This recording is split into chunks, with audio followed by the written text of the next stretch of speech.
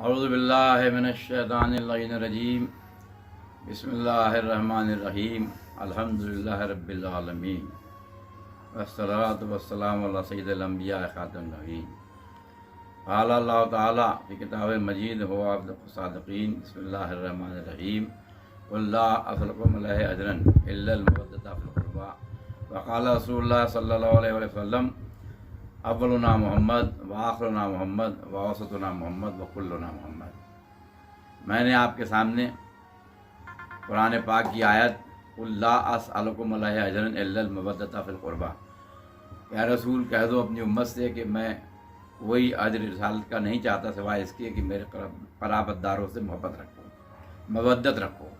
اور اس کے ساتھ ہی ساتھ رسول خدا کا فرمان جس کو ہم حدیث کہتے ہیں کہ ہم میں کا پہلا بھی محمد ہے، آخر بھی محمد ہے، اوسط بھی محمد ہے اور سب کے سب محمد ہے۔ ان دونوں کے دائرے میں جب ہم دیکھتے ہیں تو رسول خدا کے بعد ان کے قرابت داروں کی کیٹیگری مولا کائنات جناب فاطمہ زہرا، امام حسن، امام حسین، خاندان اہل بیت سے شروع ہوتی ہے۔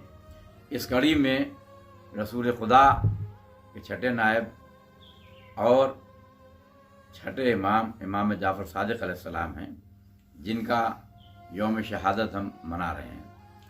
امام جعفر صادق علیہ السلام کو یہ فضیلت حاصل ہے کہ ان کی ولادت کی تاریخ 17 ربیع الاول ہے، جو رسول خدا کی ولادت کی بھی تاریخ ہے۔ اس طریقے سے 17 ربیع الاول کو دو نور خدا کے اس دنیا میں ظاہر ہوئے۔ 17 ربیع الاول سن 83 ہجری میں آپ کی ولادت ہوئی، اور اس وقت جو خلیفہ وقت تھا وہ عبد الملک بن مروان تھا۔ امام مدینہ منورہ میں پیدا ہوئے اور اس کے بعد آپ پروان چڑھے۔ 114 ہجری میں امام محمد باقر علیہ السلام کی شہادت ہوئی، اور اس کے بعد میں امامت کے فرائض آپ نے انجام دیے 148 ہجری تک۔ امام محمد باقر علیہ السلام کا حسب نسب اگر آپ دیکھیں گے تو والد محترم کی طرف سے امام محمد باقر، پھر امام زین العابدین، پھر امام حسین علیہ السلام، پھر مولا کائنات جناب فاطمہ زہرا، اور اس کے بعد رسول خدا سے سلسلہ ملتا ہے۔ والدہ کی طرف سے امام جعفر صادق علیہ السلام کا جو شجرہ ہے وہ والدہ ام فروا ہیں، جن کے والد جناب قاسم ہیں، جن کے والد جناب محمد ہیں، جن کے والد جناب ابو بکر ہیں، جو کہ مسلمانوں کے پہلے خلیفہ رسول ہیں۔ اس طریقے سے آپ کا سلسلہ رسول خدا سے اور والدہ کے ذریعے سے مسلمانوں کے پہلے خلیفہ سے ملتا ہے۔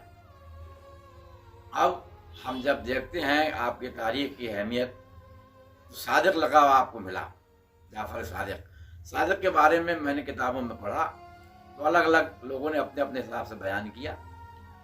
ہماری روایات کے حساب سے جو شیعوں کی روایات ہیں اس میں یہ ہے کہ رسول خدا نے اپنے 12 جانشینوں کے نام کے ساتھ ساتھ ان کی کنیت بھی بتا دی تھی، ان کا لقب بھی بتا دیا تھا۔ لہذا رسول خدا نے بتایا تھا کہ میرا چھٹا جو نائب ہوگا وہ صادق ہوگا۔ اس طریقے سے ہم صادق لقب لگاتے ہیں۔ اہل سنت اپنی الگ روایت بتاتے ہیں کہ ان کا سلسلہ کیونکہ ابوبکر صدیق سے ملتا ہے، لہذا وہ کہتے ہیں کہ اس سلسلے سے ان کو صداقت ملی، صادق کہلائے۔ منصور دوانقی جو بنی عباس کا خلیفہ تھا، اس نے اپنی ایک روایت بیان کی کہ جب بنی عباس اور بنی ہاشم سب اکٹھا تھے اور بنی امیہ سے حکومت لینے کی بات ہو رہی تھی، اور یہ طے ہوا کہ بھئی ایک آدمی منتخب کیا جائے جو خلافت کا دعوے دار ہو، تب امام جعفر صادق نے سامنے فرمایا تھا کہ یہ جو بچہ کونے میں بیٹھا ہوا ہے یہ خلافت کو گیند کی طرح استعمال کرے گا، اور یہ جو لڑکا تھا یہ منصور تھا جو بڑا ہو کے منصور دوانقی کہلایا۔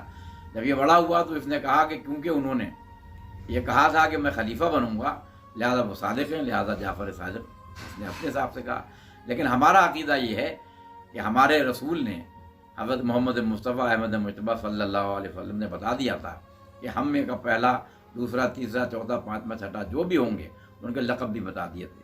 جہاں 5ویں امام کا بتا دیا تھا کہ واقع العلوم ہوں گے، चौथे का बता दिया था कि सैयद साजिदीन होंगे, वहीं इमाम जाफ़र सादिक अलैहिस्सलाम को बता दिया था कि सादिक होंगे। इस बना पर आपको जाफ़र सादिक कहा जाता है। आप जो बात भी कह देते थे वो सच साबित होती थी। और जो हमारा मसलक है, जो फ़िक़्ह जाफ़रिया कहलाता है, इसको फ़िक़्ह जाफ़रिया इसलिए कहते हैं कि इमाम जाफ़र सादिक अलैहिस्सलाम को मौका मिला जिन्होंने रसूल खुदा के दीन की सही तबलीग व इशाअत की। वजह यह थी कि करबला के बाद बनी उमैया का उरूज भी रहा और ज़वाल भी रहा। मरवान खलीफा बना, फिर अब्दुल मलिक बिन मरवान बना, फिर वलीद बिन अब्दुल मलिक बना, और उसके बाद सलमान बिन अदिक, उमर बिन अब्दुल अजीज़, हिशाम बिन अब्दुल मलिक, ये सब सिलसिला जारी रहा। इमाम जाफ़र सादिक अलैहिस्सलाम का वो दौर था कि जिसमें इमाम मोहम्मद बाक़िर अलैहिस्सलाम की शहादत के बाद 125 हिजरी में जो हिशाम बिन अब्दुल मलिक था, ये खलीफा बनी उमैया का था। इसके बाद बनी उमैया की हुकूमत डावाडोल होने लगी। वलीद बिन यजीद बिन अब्दुल मलिक, यजीद बिन अब्दुल मलिक बिन मलिक, और उसके बाद जो खलीफा बना मरवान अल हमार कहलाता है। तो ये दौर जो 25 हिजरी से शुरू हुआ, 125 हिजरी से और 132 हिजरी तक का 7 साल का ऐसा वक्त रहा कि बड़ा उलट पलट का दौर रहा, जिसमें इमाम हुसैन अलैहिस्सलाम के खून के बदला लेने के लिए लोग इकट्ठा हुए थे, और यह था कि जो बनी उमैया ने जुल्म ज़्यादती की उसका बदला लेंगे। और उस वजह से बनी अब्बास की हुकूमत शुरू हुई, और बनी अब्बास की हुकूमत में 132 हिजरी में सफ़ा, जो कि अब्दुल्ला इब्न अब्बास की औलाद में था, यह खलीफा बना। शुरू में ये अहले बैत का चाहने वाला था, लेकिन इसको हुकूमत की हवस ने अपने आप को तब्दील कर दिया। इसके बाद 136-37 हिजरी में मंसूर दवानकी जो है वो खलीफा बना। इसका दौर शुरू हुआ तो इसने भी सादात के साथ में जुल्म और ज़्यादती की इंतहा कर दी। जो जुल्म बनी उमैया के दौर में नहीं हुए थे, ये उससे बढ़ के हुआ। और इसके दौर में बनी अब्बास और औलाद अली के अंदर एक दरार पैदा हो गई। इसने शियों के ऊपर वो जुल्म किया, सादात पे जुल्म किया कि अगर कहीं भी मालूम हो जाता था तो उसको तहत्या कर दिया जाता था। इसका ही दौर था जिसके अंदर कैद खाने के अंदर शियों को भूखा प्यासा मार दिया गया। हालत ये होती थी कि कैद खाने में अगर कोई मर जाता था तो उसकी मैयत को भी बाहर नहीं निकाला जाता था, और मैयतें अंदर रहती थी, उसकी वजह से बराबर और लोग भी मर जाते थे। ये वो दौर था कि बगदाद की बुनियाद रखी जा रही थी, बगदाद नया शहर डेवलप किया जा रहा था। 140 हिजरी में मंसूर ने बगदाद की बुनियाद रखी, और तारीख़ में लिखा है कि इस बुनियाद के अंदर सैयदों का और शियों का खून शामिल था। तारीख़ में लिखा गया कि जब कोई कसरे सितम मारा बना, खून से सादात के गारा बना। जुल्म और ज़्यादती की हद थी, लेकिन क्योंकि बगदाद बनाने में ये मसरूफ़ रहा, जब बगदाद की तामीर हो गई और इसे होश आया तो इसे पता लगा कि इमाम जाफ़र सादिक अलैहिस्सलाम जो अपनी ज़िंदगी मदीने के अंदर गुजर बसर कर रहे हैं और जिनका हुकूमत से कोई वास्ता नहीं है, फिर भी लोग उनकी तरफ मायल होते हैं। रसूल खुदा की हदीस मालूम करने के लिए, कुरान की तफसीर मालूम करने के लिए अलग अलग तरीके से लोग जाते हैं, तो इससे ये डरा रहता था। इमाम जाफ़र सादिक अलैहिस्सलाम ने अपनी ज़िंदगी में जो बनी उमैया के दौर ख़त्म हो रहा था, बनी अब्बास का शुरू हो रहा था, दीन की तबलीग की, जो दीन की असली शक्ल थी वो लोगों के सामने पेश की। इस ज़माने में आपने एक यूनिवर्सिटी कायम की, हज़ारों तलबा उसमें रहते थे, बड़े बड़े स्कॉलर उसके अंदर मौजूद रहते थे, दानिश्वर रहते थे, और उसके अंदर न सिर्फ दीन के शोबे थे, साथ ही साथ मैथमेटिक्स के, साइंस के, जोग्राफ़ी के, हिस्ट्री के, गरज के आर्ट और साइंस के तमाम शोबे वहाँ मौजूद थे। दुनिया के तमाम लोग वहाँ पर आते थे और वहाँ से फ़ायदायाब होते थे। इमाम जाफ़र सादिक अलैहिस्सलाम के शागिर्दों में जाबिर बिन हयान एक बहुत ही बड़ा केमिस्ट और मैथमेटिशियन था। कीमिया के बारे में उसने नई नई रिसर्चेस की, साइंस मैथमेटिक्स के बारे में नई नई रिसर्चेस की। इसके अलावा एक पूरी फहरिस्त है, अगर बयान किया जाए तो उसको बहुत वक्त लगेगा। लिहाजा इल्म के जो धारे थे वो बहने लगे। यही सब कुछ मंसूर दवानकी को नागवार खातिर हुआ, और उसने یہ کوشش کی کہ ان کو کسی طریقے سے ختم کر دیا جائے۔ مباحثے کرائے، ایک طبیب ہندی وہاں پہنچا، دربار میں تھا، اس نے اپنی باتیں بتائیں، پھر امام نے کہا کہ میں بھی کچھ بتانا چاہتا ہوں۔ امام نے بتایا کہ تمام بیماریوں کی جڑ معدہ ہے، اور دوا سب سے بڑی یہ ہے کہ پرہیزگاری کی جائے۔ پرہیزگاری 100 دواؤں کی ایک دوا ہے۔ اس طریقے سے جو چیز بیماری ہوتی ہے اس کی رفع کرنے کے لیے، ختم کرنے کے لیے اس کی ضد ہونا چاہیے۔ یعنی اگر ٹھنڈ سے پریشانی ہے تو گرمی ہونا چاہیے، گرمی سے کوئی چیز ہے تو ٹھنڈائی ہونا چاہیے، خشکی سے تر ہونا چاہیے، تر سے تو خشکی ہونا چاہیے۔ امام اپنے خطبات میں، اپنے بیانات میں اور پھر گوشہ نشینی میں دین کی اشاعت کرتے رہے۔ اس طریقے سے کوئی مسئلہ آیا تو اس کو حل کرتے تھے، مگر جو خلیفہ وقت تھا اس کو ناگوار خاطر گزرتا تھا۔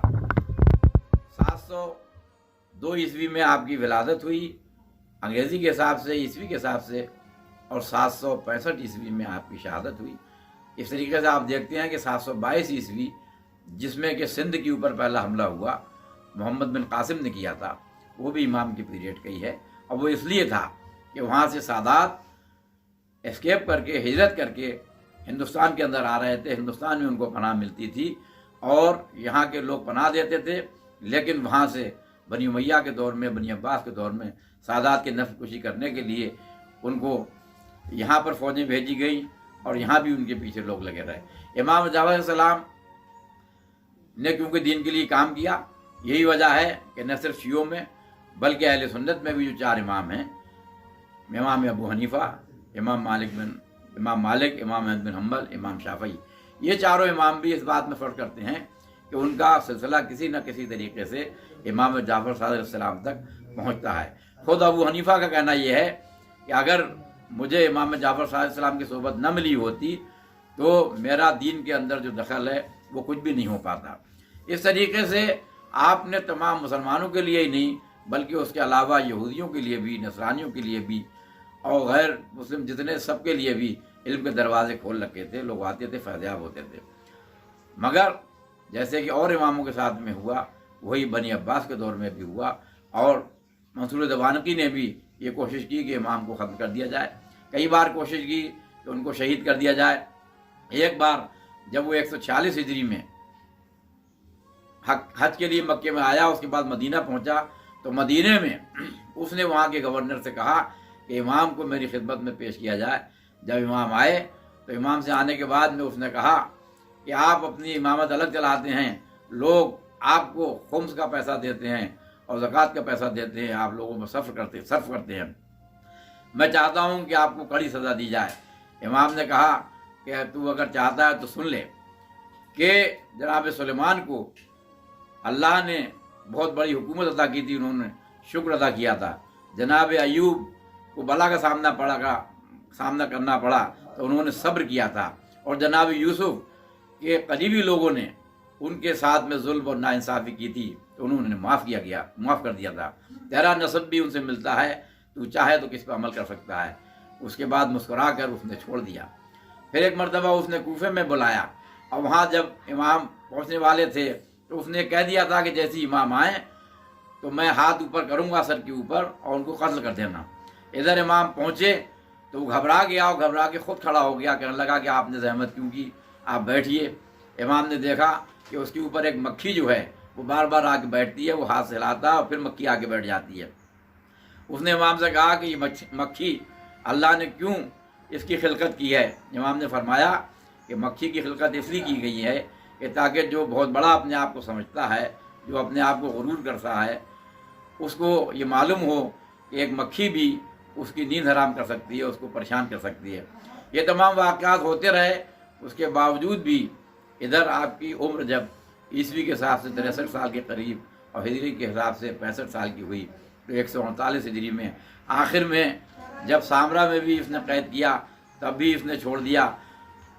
جب 139 ہجری کا شوال کا مہینہ آیا، رمضان مبارک کا مہینہ ختم ہوا، اور اس کو یہ فکر ہوئی کہ اگر اب بھی یہ موجود رہے تو میں علم کے معاملے میں، فقہ کے معاملے میں، تمام بات کے معاملے میں بالکل کمزور سمجھا جاؤں گا، لہذا اس نے اس وقت کا جو گورنر مدینہ کا تھا اس کو حکم صادر کیا کہ امام کو شہید کر دیا جائے۔ اس وقت مدینہ کا گورنر محمد بن سلمان تھا، اس نے امام کو زہر دے کر شہید کر دیا گیا۔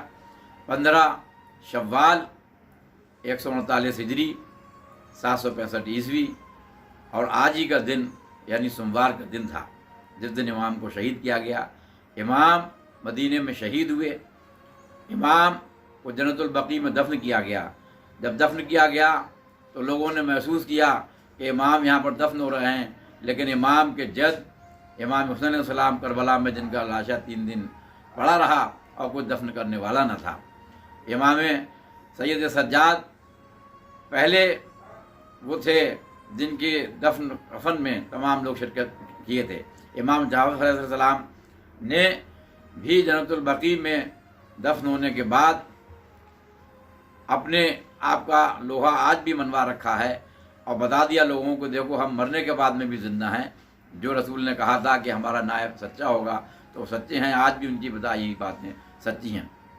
امام جعفر السلام نے جہاں پر یونیورسٹی بنائی تھی، میں خود جب مدینہ منورہ گیا تو میں نے جا کے دیکھا کہ جس جگہ پر عالی شان یونیورسٹی بنائی گئی تھی، وہاں پر موجودہ حکومت نے گندگی پھیلا رکھی ہے، نالے وہاں پر ملتے ہیں تاکہ وہاں مقام نہ رہے، لیکن جتنے زائرین جاتے ہیں سب کو پتہ ہے کہ وہ جگہ ہے جہاں کی یونیورسٹی بنی تھی۔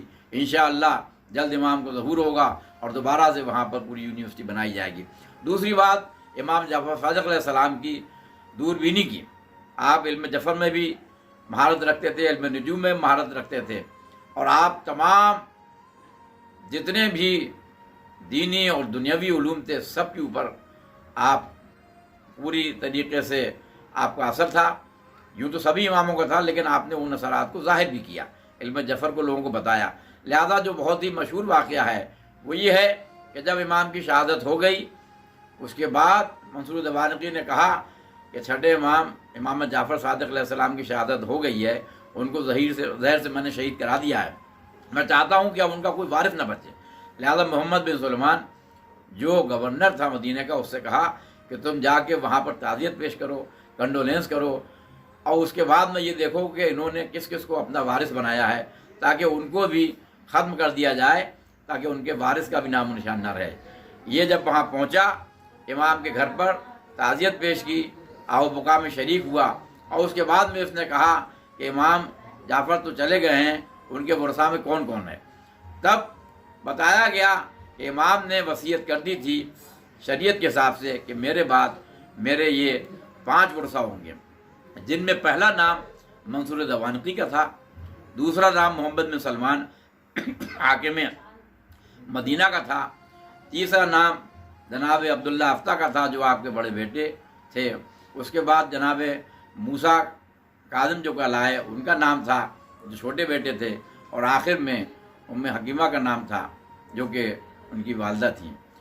اس طریقے سے اپنی والدہ کا نام بتایا کہ اس طریقے سے یہ نام رکھے۔ اب ان ناموں کو جب اس نے دیکھا تو اس نے منصور کو کہا کہ بھیجا کہ پہلا نام تو ورثہ میں آپ کا ہے، دوسرا میرا ہے، آپ کے خود مطابق ان کو ختم کرنا ہے تو عزت میں پہلے آپ آئیں گے، بعد کو میں آؤں گا، اس کے بعد عبداللہ افتہ آئیں گے، پھر موسیٰ بن جعفر آئیں گے، اور اس کے بعد میں غربہ آئیں گے۔ اس طریقے سے آپ نے دیکھا کہ امام کی دوربینی اتنی زبردست تھی کہ شہادت کے بعد بھی آپ نے اپنے خاندان والوں کے لیے ایسی حکمت عملی تلاش کی کہ منصور دوانقی جس کو سن کر حیرت میں پڑ گیا اور کہنے لگا کہ چھوڑو، اب یہ حساب سے بھی ہو، یہ اپنے آپ ان کا حساب چلتا رہے گا۔